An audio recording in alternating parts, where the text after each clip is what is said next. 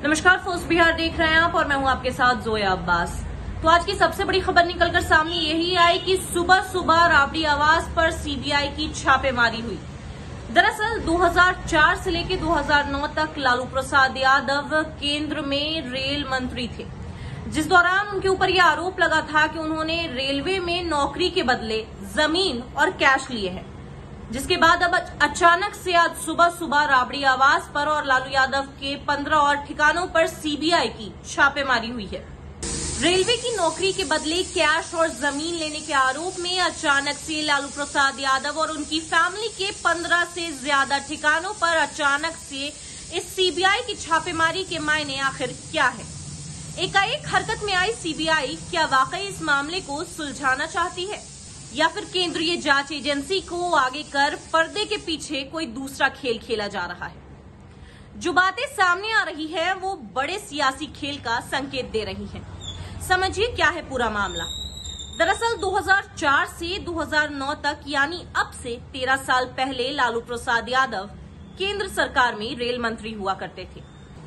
वहीं उस दौरान उनके ऊपर यह आरोप लगा था कि उन्होंने रेलवे में नौकरी देने के लिए लोगों से जमीन और पैसे लिए हैं। वहीं एक दूसरा आरोप भी लगा था कि लालू प्रसाद यादव ने रेलवे की कंपनी आईआरसीटीसी के रांची और पुरी के 2 होटलों को निजी लोगों को सौंपा और बदले में अपनी परिजनों के नाम पर जमीन लिखवाया है। साथ ही साथ लालू प्रसाद यादव के रेल मंत्री पद से हटने के 8 साल बाद 2017 में ये मामला अचानक से तूल पकड़ने लगे थे। ये वो दौर है जब बिहार में नीतीश कुमार और लालू यादव मिलकर सरकार चला रहे थे और तेजस्वी नीतीश के नायाब यानी डिप्टी सीएम थे। 2017 में जब सीबीआई से लेकर ईडी जैसी एजेंसियों ने इन मामलों में कार्रवाई शुरू की तो तेजस्वी यादव भी आरोपी बन गए। तेजस्वी यादव पर यह आरोप लगा था कि लालू ने उनके नाम पर भी अवैध संपत्ति लिखवाई है।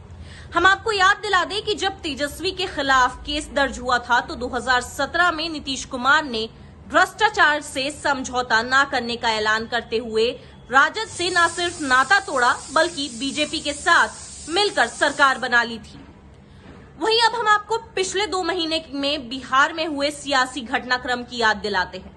नीतीश कुमार अचानक से तेजस्वी यादव से गले मिलने को आतुर दिखने लगे थे। वहीं तेजस्वी ने भी इफ्तार की दावत दी थी तो नीतीश कुमार पैदल चलते हुए उस दावत में पहुंच गए। फिर एक दूसरी सियासी दावत इफ्तार में नीतीश कुमार तेजस्वी को उनकी गाड़ी तक छोड़ने गए थे। नीतीश कुमार ने तेजस्वी प्रेम से बिहार के सियासी गलियारों में अटकलों का बाजार गर्म कर दिया था। लेकिन असल वाकया 10 दिन पहले हुआ जिसमें बीजेपी नेतृत्व के कानों में खतरे की घंटी बजा दी थी। दरअसल तेजस्वी यादव ने अचानक से जातीय जनगणना पर एक प्रेस कॉन्फ्रेंस किया और पटना से दिल्ली तक पैदल मार्च करने का ऐलान कर दिया। उसके बाद का घटनाक्रम और दिलचस्प था। उनके प्रेस कॉन्फ्रेंस के कुछ घंटे बाद ही नीतीश आवास से तेजस्वी को बुलावा आ गया था।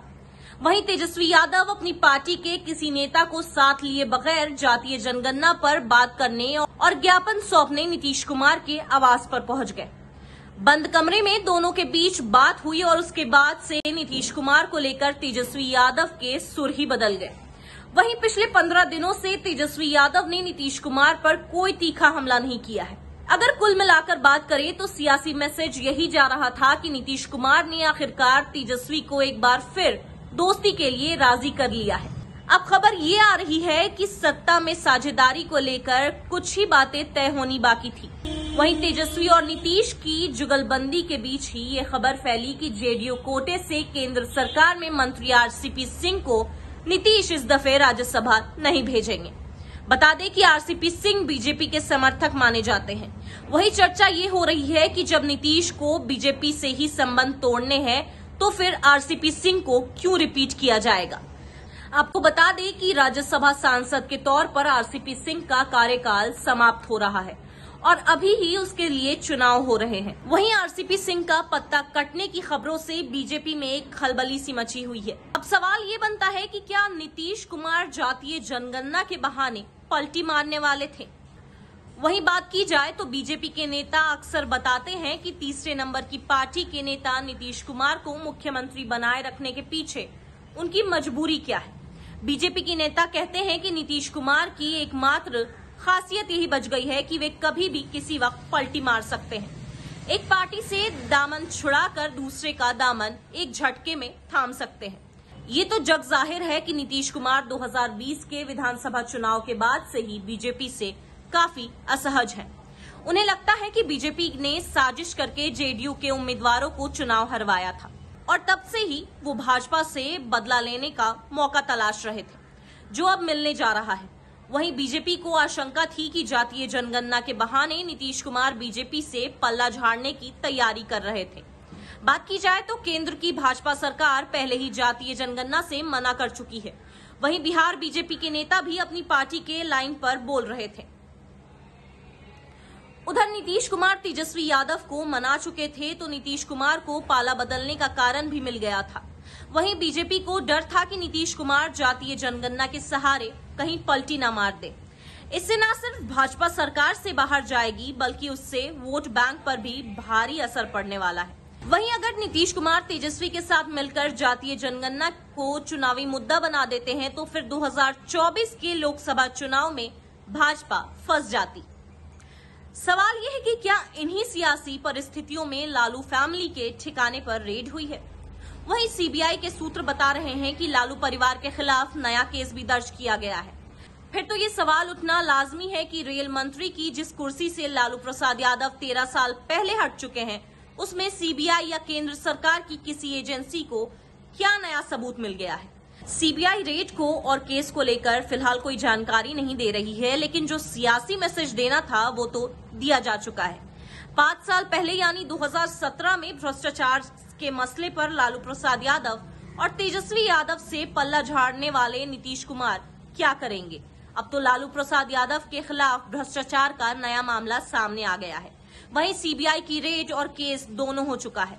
क्या अब नीतीश कुमार भ्रष्टाचार के अपने एजेंडे को भी भूलकर तेजस्वी से गले मिलेंगे? ये सवाल बीजेपी ने उनके सामने खड़ा कर दिया है।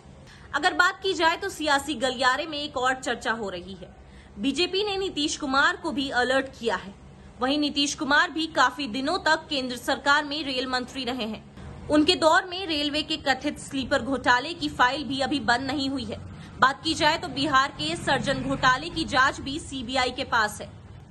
वहीं उसकी आंच भी अब काफी आगे तक जा सकती है। केंद्र सरकार के पास अब नीतीश कुमार के खिलाफ कुछ और मामले हैं। कुल मिलाकर ये कहा जा सकता है कि बीजेपी जो है वो बहुत आसानी से बिहार की सत्ता से बेदखल नहीं होगी।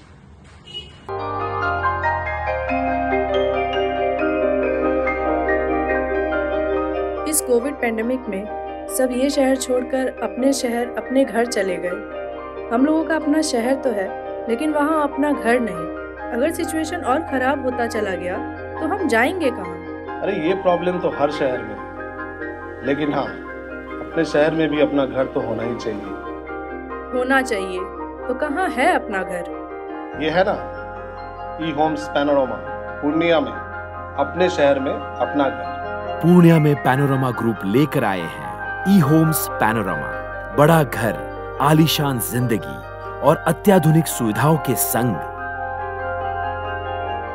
ई Homes Panorama, luxurious lifestyle redefined.